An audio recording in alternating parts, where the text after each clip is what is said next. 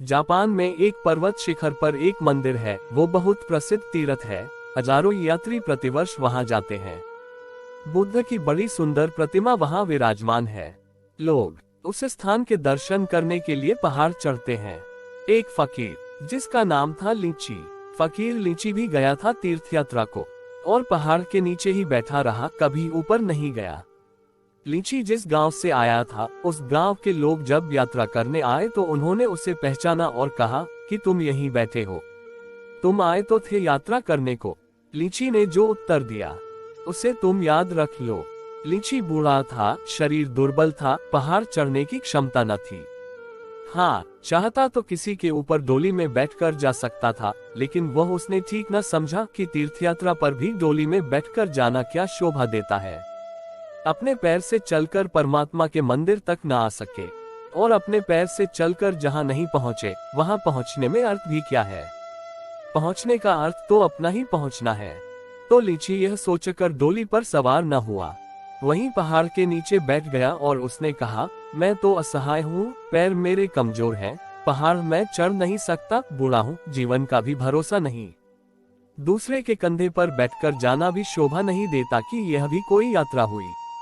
और दूसरे के कंधे पर बैठकर भी पहुंच गए तो क्या यह कोई पहुंचना हुआ। कम से कम तेरे मंदिर तक तो अपने पैर से चलकर आते। तो अब तो एक ही उपाय है कि अगर तेरी मर्जी हो तो तू ही आ जा, अन्यथा हम यहीं बैठे रहेंगे। और कहते हैं कि बुद्ध का आगमन वहीं हुआ।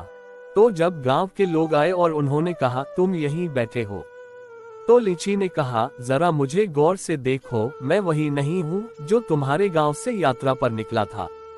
निश्चित ही उनको भी लग रहा था कि कोई महिमा प्रकट हुई है, आभा बदल गई है, आंखों में ज्योति किसी और लोक की है, चेहरे पर भाव इस संसार का नहीं है, यह शरीर ही किसी और महिमा से मंडित है। जैसे भीतर कोई दिया जल रहा है और शरीर से उसकी रोशनी बाहर आ रही है। उन्होंने कहा, वो तो हमें भी लग रहा है, लेकिन तुम ऊपर मंदिर तक पहुँचे कि नहीं। उसने कहा, मैं असहाय था, चढ़ना मुश्किल था, दूसरे के कंधे पर जाना उचित न था, मैं यहीं बैठा रहा। और मैंने कहा, मैं तो न चढ़ सकूंगा तेरे मंदिर तक, लेकिन अगर मेरी प्यास सच है तो तू मेरी असहाय अवस्था समझना, और अगर तेरी मर्जी हो तो तू यहाँ आ जाना।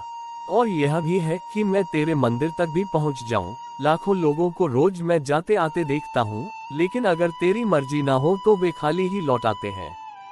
तेरे मंदिर तक पहुंचकर लोगों को खाली लौटते देखता हूँ, तो यह भी हो सकता है कि मैं यहीं बैठा रहूं और भर जाऊं।